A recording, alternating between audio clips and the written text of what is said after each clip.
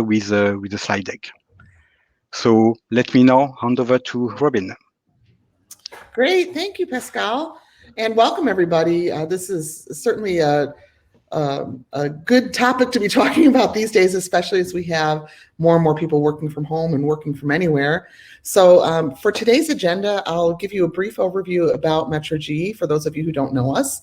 We'll look at the future workplace, what's sort of the outlook that we see there in our research, and how are companies actually managing the complexity? What are the challenges that they're seeing, and how are they addressing those key challenges? What management components are in use and in demand, and then we'll go a little bit into some of the recommendations, and then Pascal will talk a little bit more about Kurmi before we go into the Q&A. Okay, so just very quickly about Metrogee, I think the name of the company pretty much says what we are or what we do, and that is a combination of the words metrics and strategy. And what we do with that is we advise enterprise IT and CX leaders as well as technology providers with metrics to guide their strategies. And so we really focus in the areas of digital transformation and digital workplace, as well as unified communications and collaboration, customer experience and contact center, and then artificial intelligence and analytics. We produce a lot of multimedia content based on that research. We also use it to, as I mentioned, advise clients. But this is really one of my favorite things to do, is just to be able to share the information that we have. It's all independently gathered. Yes, we're doing this webinar with Kurmi, but it's not like they paid for us to do this research. Again, this is very objective, independent research that we gather that happens to align with some of the things that Kurmi is doing in its products at this point. So that's kind of the background about us and this research itself. So when we look at the future of the workplace, I think we all have pretty much heard ad nauseum that very few companies are going to return to the office full time. So you can see here that about 42% of companies are saying that employees must work from home if they can. Right now, you've got only about 12.7% requiring that people work in their office. About a third employees can choose what they want to do, and then about 13% it kind of depends on the role. But when we look moving forward, like specifically, let's say in the contact center where there's a lot of knowledge workers, obviously, only about 6% are planning for a full return to the office. About 21% are still deciding, but all the rest have decided that they're going to continue work from home, either full or part-time. So I think, we can safely say that moving forward, the work environment's going to be very different than it was prior to the pandemic.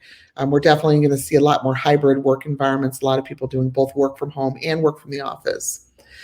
So as we see companies doing this and trying to sort of reevaluate what they're doing with their communications and collaboration technologies, a lot of them are integrating unified communications and collaboration platforms, or at least the service providers that they use. This is really asking if they've integrated the two worlds, sort of the two, are you integrating the unified communications and collaboration? We also have to ask if they're using same providers and so on. But we do see a lot of interest right now in actually integrating contact center and UC, so that you don't have the contact center sort of sitting out in this island, and that you have the two worlds communicating with one another. So how they're leveraging that, they're doing things like using collaboration applications internally for agents and supervisors. Now, keep in mind, a lot of companies in their contact centers didn't really have team collaboration applications before. They just focused on their contact center applications. Now, you've got a whole new group of employees within the company that are going to be using these collaboration applications, and maybe a little bit differently than the employees do. We've also got companies integrating agents in the contact center with other employees that are not in the contact center to collaborate on projects and key customers. Maybe they're pulled into a team workspace about a new product update, and they want to get regular feedback from the contact center agents who are talking to people all the time.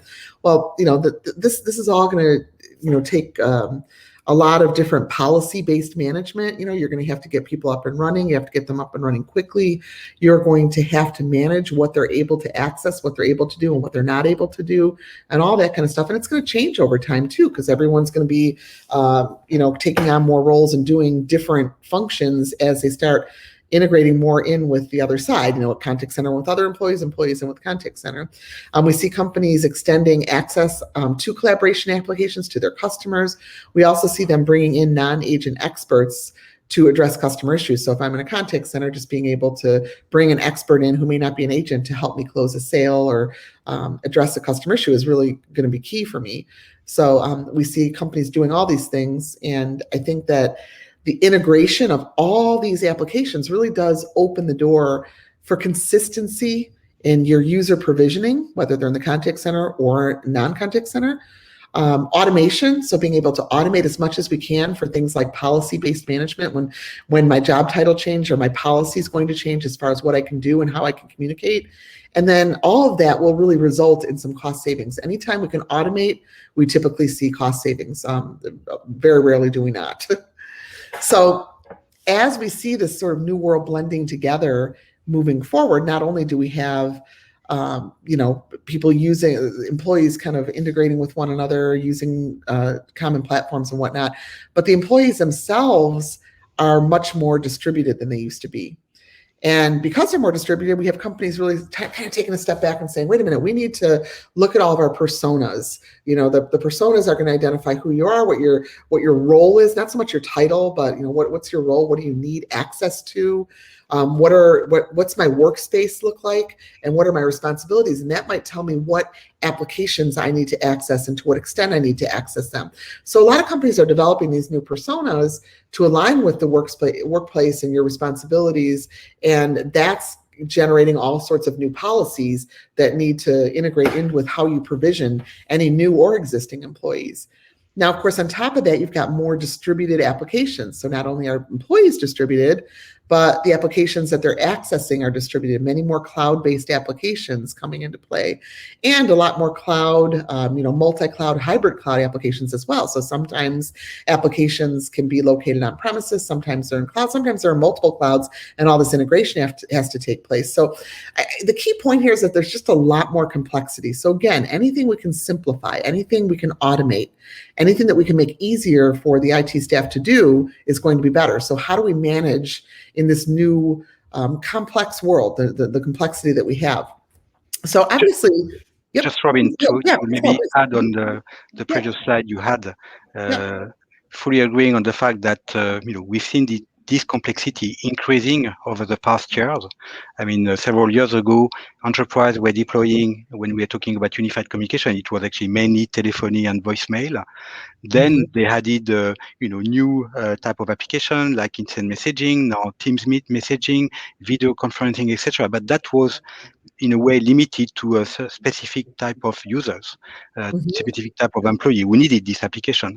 Over the last year, because of the pandemic, definitely it was much broader set of employees who were using this type of services, and the complexity is the fact that the enterprises had to even more than before, had the need for a single pane of glass provisioning tool to help to provision these different applications, which most of the time are coming from different vendors.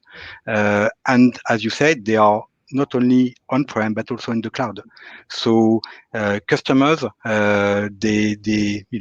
with this transformation, with the increase of complexity, they're looking for a way to automate this, provisioning of different type of UC applications.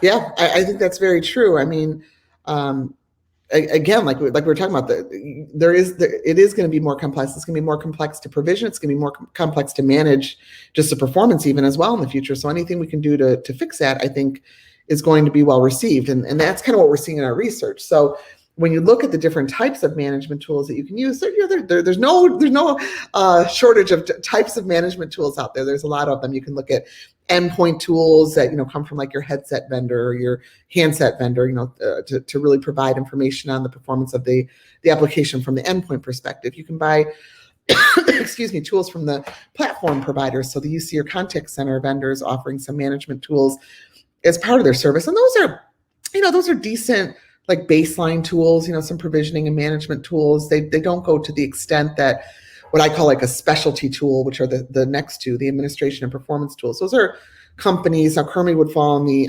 administration space. Those are companies that basically specialize in management. So they're not looking at so much developing a platform or an end user interface for the customer to talk to or for the employee to talk to a customer, that type of thing.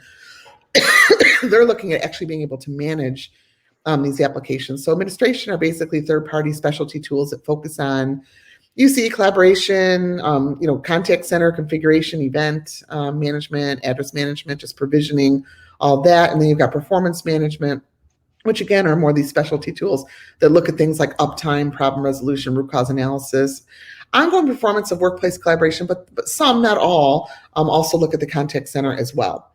Now, when we ask companies, what do you prefer to manage all these different UC and contact center platforms, 62% actually prefer the independent tool, the application, or I'm sorry, the administration or performance management, the last two boxes here. They actually prefer those because they're much deeper in their capabilities and what they can do. They're independent, so it's not like you ever have to worry about the tool coming from the platform provider and it's showing you that things are actually performing better than they are, that type of thing. So 62% are saying they prefer those third-party tools. 22% said they don't. The rest are actually unsure. They're not quite sure which one they prefer, but the clear winner there is looking at the specialty tools. So when we look at all these new applications that are abounding, not only bringing in like team collaboration, video, content, screen sharing, and whiteboarding. There's so many different things coming into play now. That you need to look at what kind of administration tools can help manage that provisioning, the policy-based settings, things like that. So when we look at what applications are using administration management tools today, you can see that video conferencing is actually the number one application, followed not too far behind at all by calling and telephony, and then team collaboration. We also see companies using these tools to set up their IM platforms and their users in that space, contact center, and then also even session border controllers. And when we look at our research success group, so we have companies that we ask them to measure their before and after success when they use different technologies. And the success group, let me explain what that is. So they measure before and after numbers with using technologies in revenue, costs, and employee productivity, and then customer ratings if it's CX related. And those in the top half of all those ratings, they perform the best. We tag in a success group, and when you look at our success group in this research, they're using the administration application management applications to manage 29% more applications than those not in the success group. So this is very widely used among the success group, and they're generating successful business metrics as a result. So when we look at just automated provisioning in and of itself, it really does improve efficiency. So this is a look at companies with more than 1,000 employees and how they reduce their provisioning time when they use these types of administration management tools that automate functions. So this is looking at all vendors. It's not just any specific vendor. It doesn't matter which vendor they're using. They're just using somebody. And they found that they reduced the contact center provisioning time by 40%. And unified communications provisioning time by 37%. So definitely very compelling numbers, just to look at how much it improves the efficiency. Yeah, actually, these numbers are impressive, Robin, but Yep.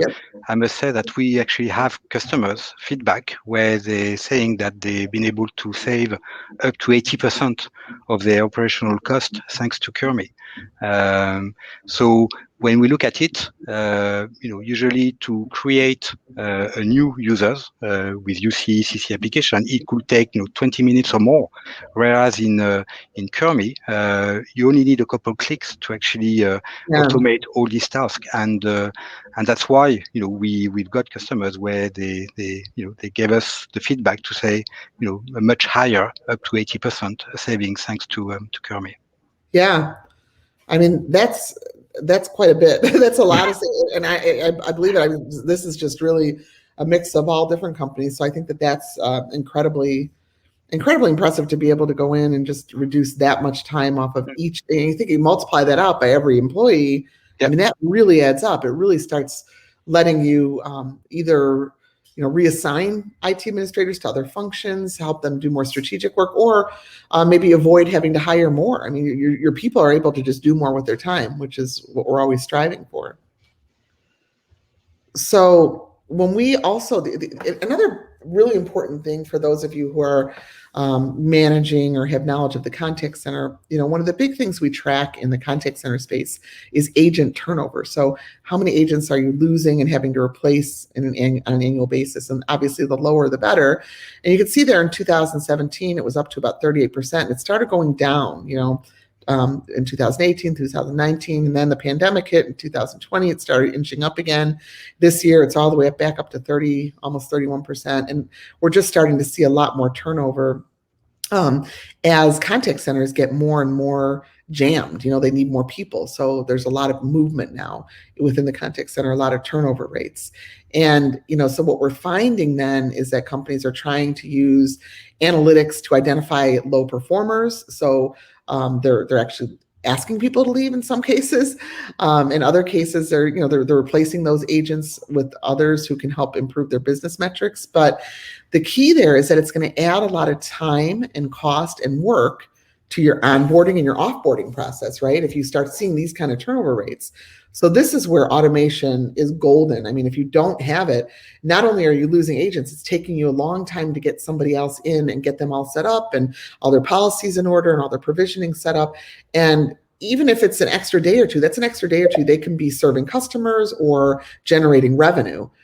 So I think, again, it's just that automated provisioning, what we're seeing in our research at the 40%, what Pascal's seeing with his customers in the 80%, I mean, saving that much time, in the contact center where applications are a little bit more complex, where the provisioning is a little bit more complex, is going to be pretty compelling for companies to look at tools like this for sure. Now, some of the key challenges that we see as we're doing our research is that companies right now do lack a cohesive automation strategy. So you can see that about a quarter of companies, 26%, have a cohesive transformation strategy for automation, but 57% only automate small functions, kind of tactically. They're not doing things strategically. They don't have that cohesive strategy in place. And 17% are not automating at all. So I think there's a lot of room for growth and improvement. And as companies start doing this and looking at how they can automate management and automate provisioning, they're going to really start seeing some benefits straight away in the business metrics that they're measuring. So when we look at the plans to automate functions, the blue is what people have or had planned to have by 2020. This is research we conducted right at the end of 2020.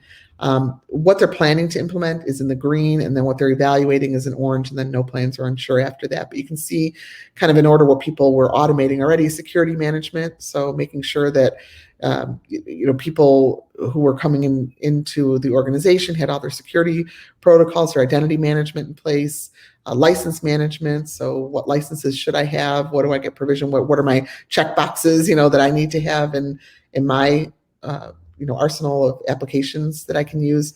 Policy-based changes. So this, to me, I think is going to become bigger and bigger over time, because I think you see more and more companies managing their applications, their employees, their licenses by policies, and as I mentioned earlier, putting those personas in place so that you can, manage based on what the person's job responsibility is and what they need to be doing.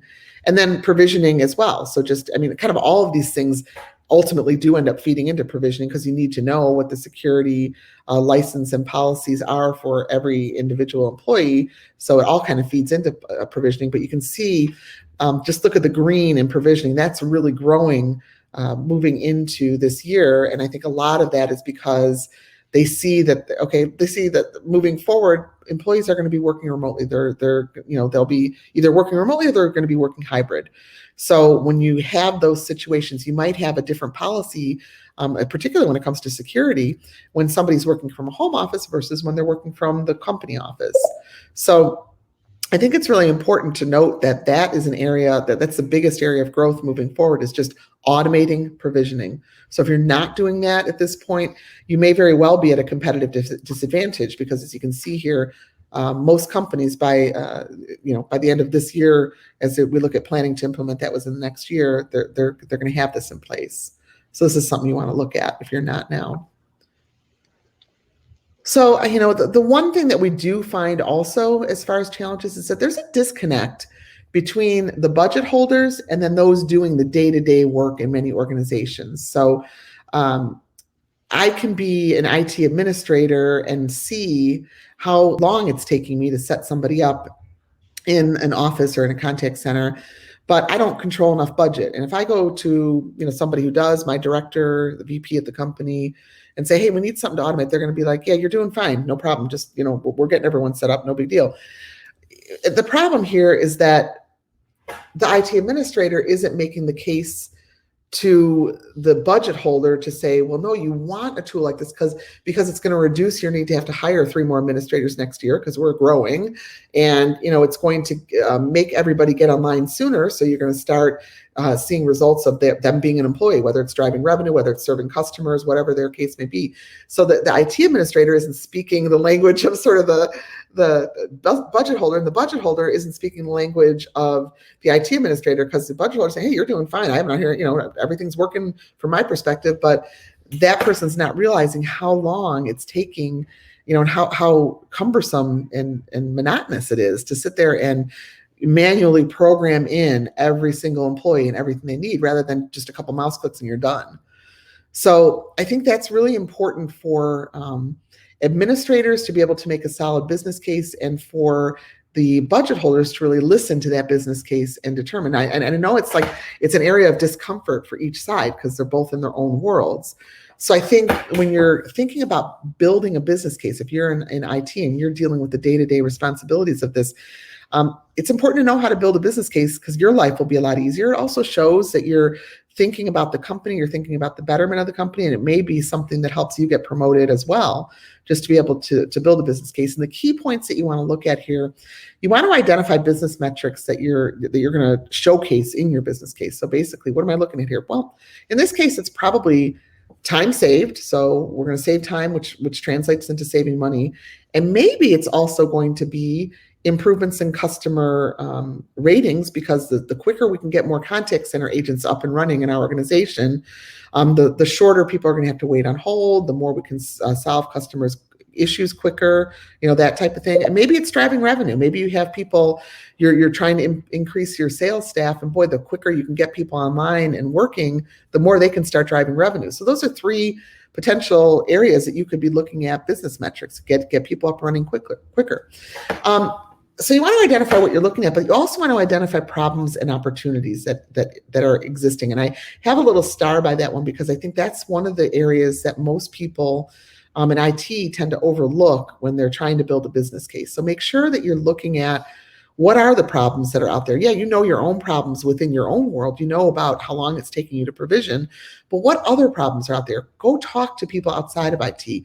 Talk to some of the salespeople that you provisioned 6 months ago, and find out how they're doing and what they have to say. What are some of the problems that they might experience? Like, oh boy, I really need in this role, I really need access to these 3 applications, and I just can't get it. Well, maybe if there are better personas for people with that title or with that role, it just automatically happens once their title changes, that now they get access to these applications. So maybe there's problems that you can solve. Maybe there's opportunities you can create. Again, if one of your business metrics is revenue, maybe one of the opportunities you can point out is, hey, right now, we're onboarding 500 new sales reps a quarter, and I can only get to 5 a day or 10 a day or whatever it might be. Well, imagine if I could get to, 50 a day. Wouldn't that be, a spectacular? If we have the people just kind of waiting, and we've got a backlog of getting them up and running, that's an opportunity that helps us to generate more revenue as a company. So those are things that you really want to spend some time thinking about. So then just connect, kind of connect the dots to the value. Well, okay, the value of these metrics and these problems to what I'm about to propose is, well, we'll increase revenue, we'll decrease costs, we'll improve our customer ratings. Then go ahead and estimate your costs. So how much would it cost to bring in a tool like this, and what's the ROI? So what's my initial cost? What are my ongoing costs? And how much am I going to save, or how much am I going to generate as a result of this? Once you have all that information, you can start soliciting evangelists or stakeholders, so people who might fund the project or people who might evangelize about it, say, hey, this is a great idea. Maybe they don't hold budget, but they hold influence. So those are important people to get to. And you want to educate your employees and your customers, because maybe now it's going to be a lot easier to make changes or to move from a home office to a regular office because of all the configuration management and provisioning that's automated. Then you want to go ahead and evaluate your technologies and providers that are out there, who's going to give you the best bang for your buck, who's got the most sophistication in their tools, who's got the best customer ratings. So you want to select your partner, your providers, your partners that you look at there. Measure your baselines. So we already identified those business metrics. Well, what are they today, so that later we can measure how they improved? Do the implementation, of course, do training after that, and then again go back and measure your numbers. So did you in fact can you show that you did reduce provisioning time and thus reduce costs? Yes, great. Play that up, because now the next time you want new technology, you're going to have a good business case to show, look, I told you guys, this is my business case I created. You agreed to fund it, and now we're done with it. And look at the cost savings we generated. Look at the revenue we generated. Look at how much better our customer ratings are now because we were able to onboard people more quickly. So I think those are really important things to be looking at as you're trying to build the business case. Now, we also talked to companies about specific management components that they wanted as part of an improvement. And so we looked at functional management, and we've got a lot of definitions here for them. I've got all kinds of data around this, but AI-based predictive analytics, having an intuitive user interface. These are some of the basics. Data segmentation, just being able to create classifications based on metrics measured or other factors. Now that can go to performance, but it also can go to provisioning. Being able to segment, being able to take actionable insights. Again, that goes with anything you're doing. So if you can, analyze within any sort of tool and get yourself results that give you information on what actions you need to take, that's going to be useful to you. So any sort of actionable insights on how you can improve that provisioning, that configuration management, and so on. Role-based access control, very important to be able to restrict or enable employees to access tools or functions based on what their role is. So this, again, gets to a lot of that policy-based, role-based access control, which also can be provisioned into your user profile, your persona. So a lot of these things we can automate with the appropriate tool. And then, of course, multi-vendor support. So, some companies will have multiple tools that they have to kind of connect together, toggle between screens.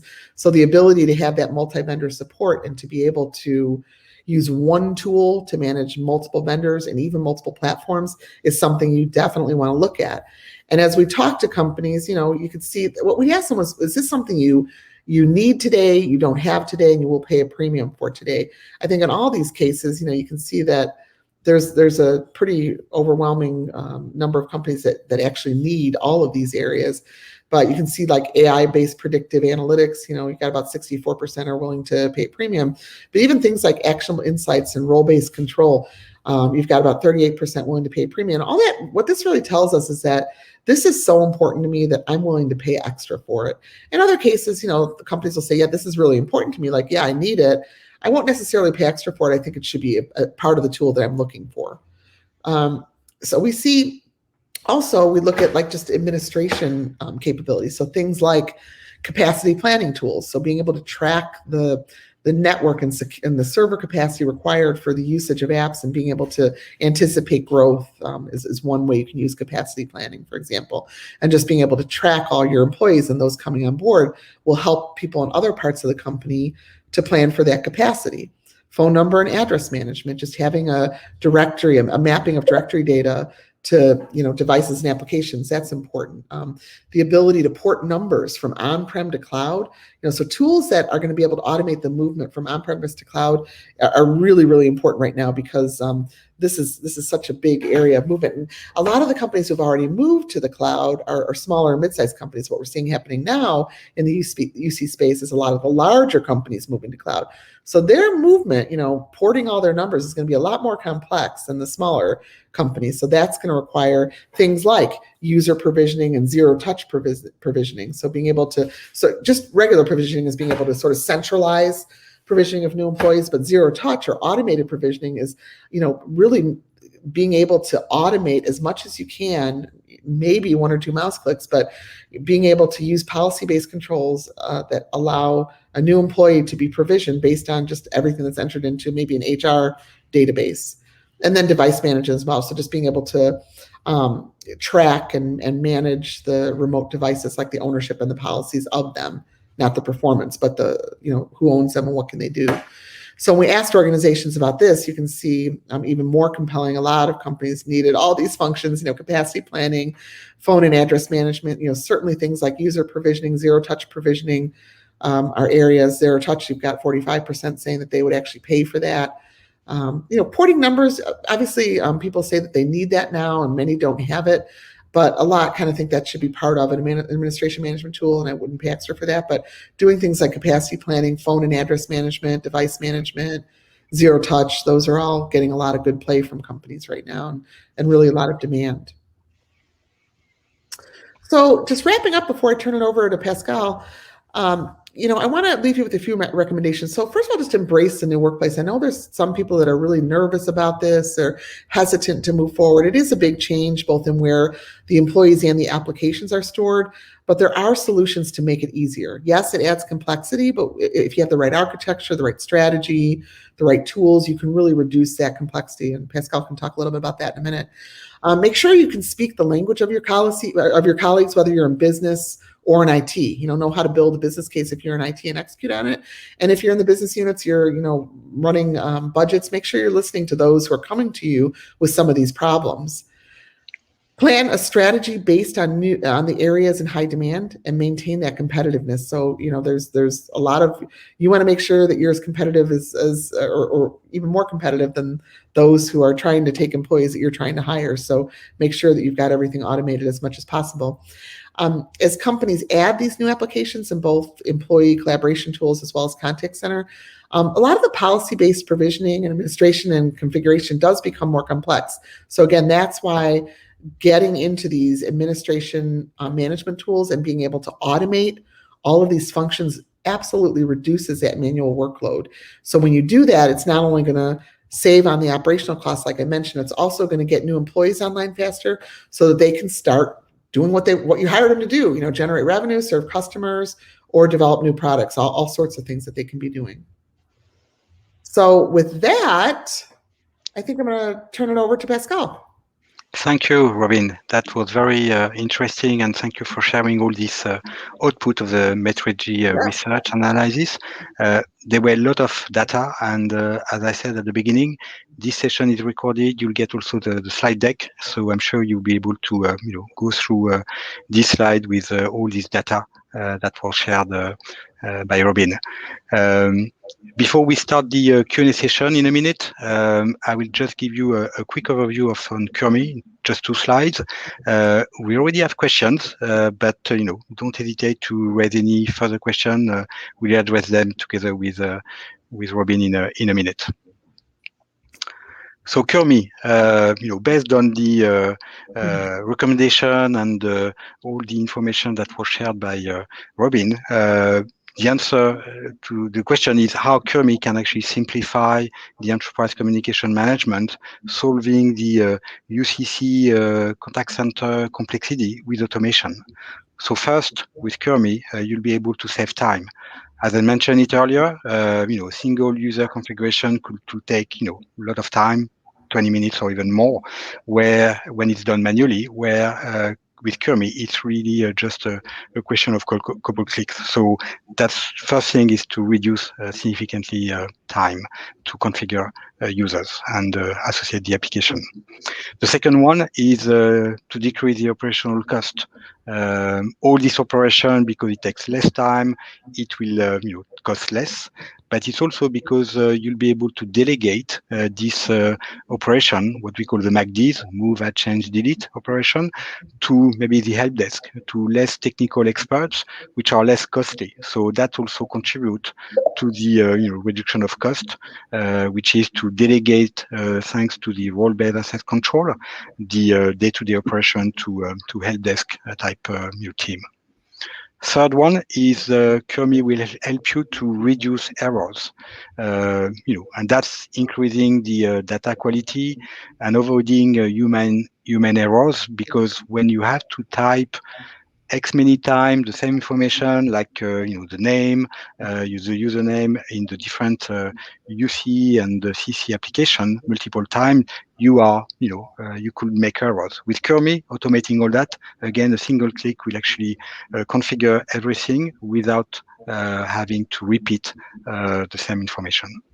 And fourth is improving the service quality for the end users themselves.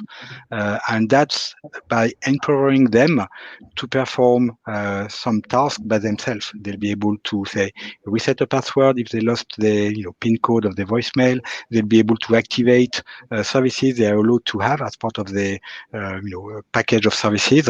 And they'll be able to do that by themselves without having to raise a ticket at the help desk, and hence it will be immediately activated, and hence the improvement of the perception of the service quality.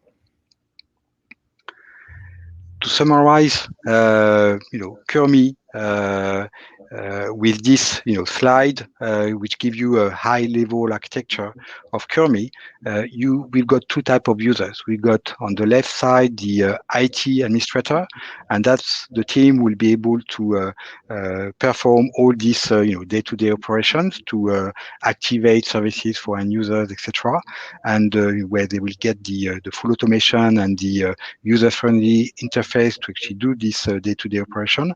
And on the right side, it's the end user themselves. I was just mentioning before, through the self-service portal, they'll be able to activate and configure services by themselves. Kurmi is a platform which is able to manage different type of solution, unified communication, collaboration, contact centers from different vendors. We can see here Cisco, Broadsoft, Microsoft, Genesys, Avaya, Alcatel-Lucent.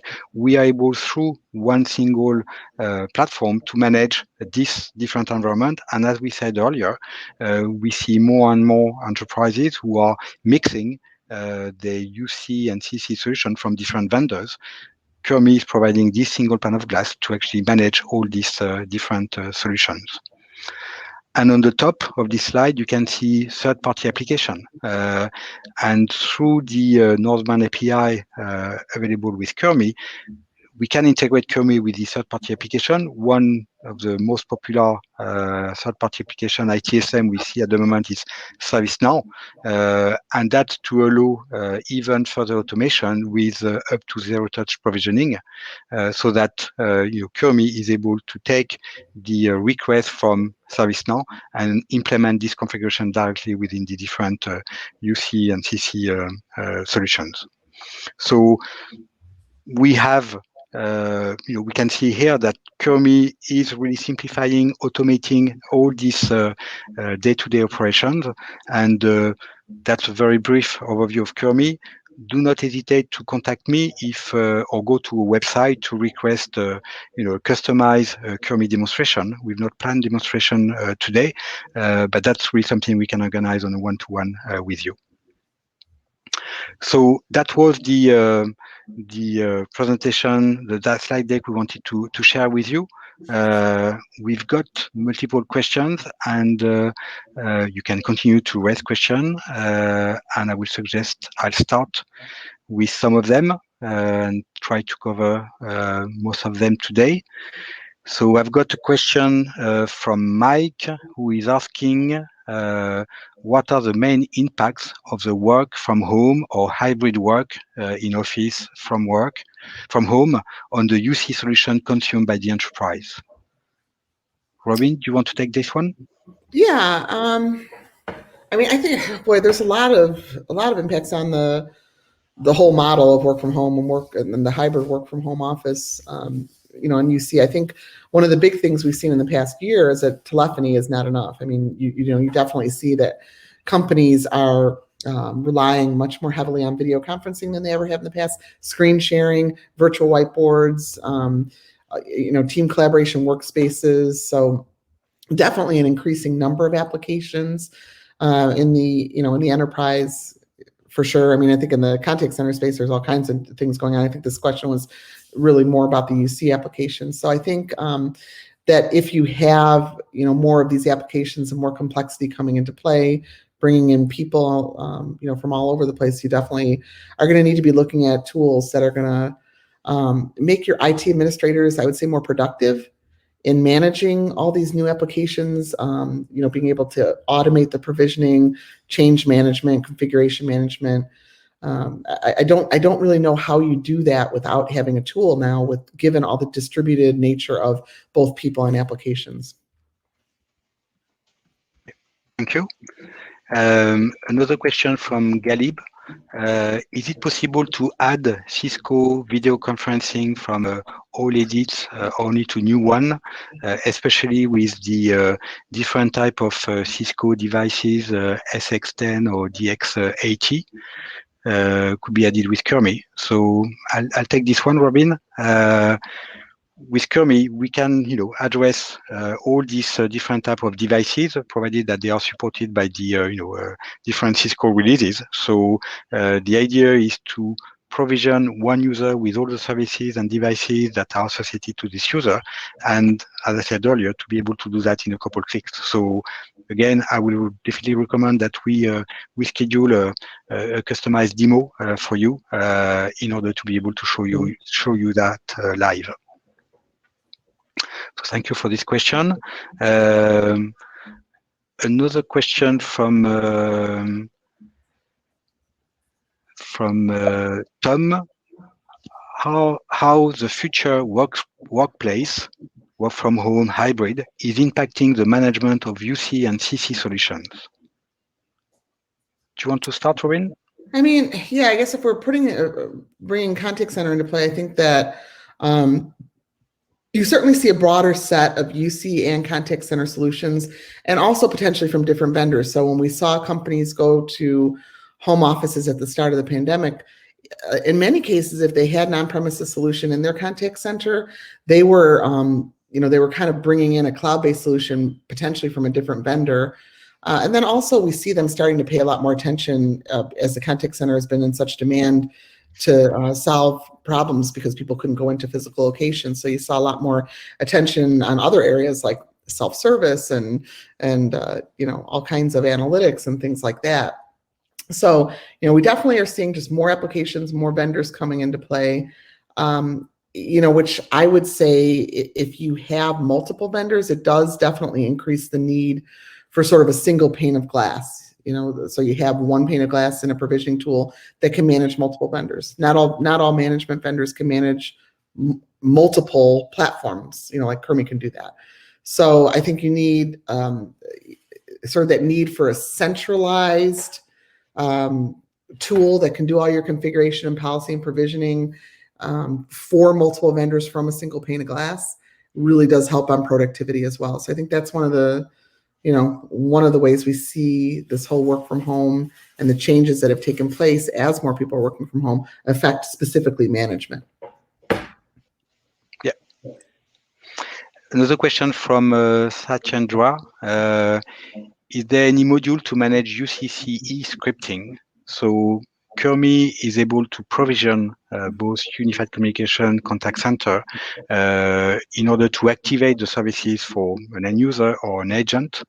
We don't go up to defining the scripting. That's something which is made available directly with the management interface of the contact center solution. So what we'll be able to manage is what are the skills, what are the group, etc. The level of skills that the customer, that the end user needs to be allocated to, but we don't go up to configuring the scripting, which is made available by the contact center solution themselves.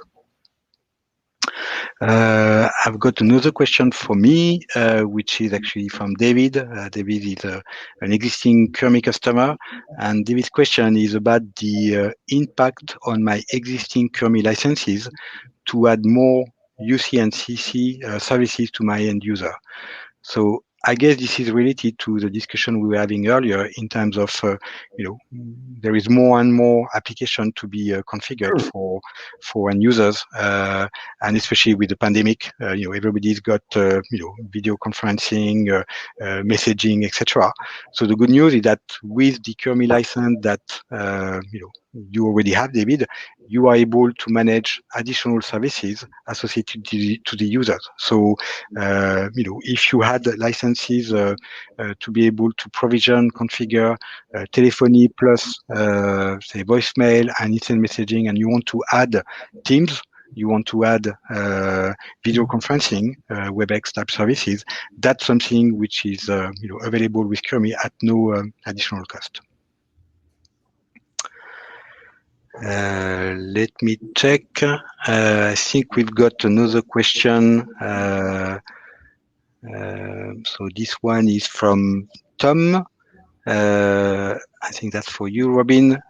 Based on the business case, explanation you gave us on how to convince the management to allocate budget for UC and CC management, what are the key items to accelerate a positive decision? Well, there's a lot of things that you need to do for that. I suppose if I had to pick some of the more important ones, I think being able to present a business case that has a return on investment. So take into account that, when you have account automation and improvement of service quality for your end users, that's going to end up driving some return on that investment. So anything you can do to, sort of put numbers on that, I think is good. I think that emphasizing the fact that there is an increased need for centralized provisioning as more people, work remotely, and as they change their positions rather over time, I think it's important to sort of emphasize that, because I think as leaders can kind of see, sort of into the future and how important it's going to be to make sure that everyone's policies, especially security policies, are provisioned the same. I think that will be another important thing to emphasize. And then, obviously, like I said, making sure you're identifying what the business problems are and what sort of metrics you're going to look at. Being able to take that baseline metric and then also measure it again at the end to show success is important. Obviously, that's not going to get you the funding initially, but it will get you funding for future projects. But yeah, just being able to focus on those metrics and put it into some dollars and cents for people, I think, are important. So being able to say that you're going to get employees up and running faster, for example, that can help drive more business and bring more revenue into the company is something that will get their attention too. Yeah, and on that topic, we can definitely help you to build, this business case and help you with. We've got ROI, return on investment calculators. Taking into account the time it takes for you to do different type of task operation like this, and be able to calculate how long it will take with Kurmi, with a different type of administrator, and be able to calculate the cost saving for you. So. Don't hesitate again to reach out to us. We'll be able to help you on that front too. I think we will close it for today. We already passed the allocated time we had today. So thank you again for attending this webinar. Thank you, Robin. Thank you. Thank you. And should you need any customized demonstration, you can contact me. You got my email address here. You can also go to our website and you will see capability to request for a demo. So that will be for you to be able to see Kurmi live. So many thanks again for joining us today, and we will be sending you the link to the replay and the slide deck. And I wish you a great rest of your day.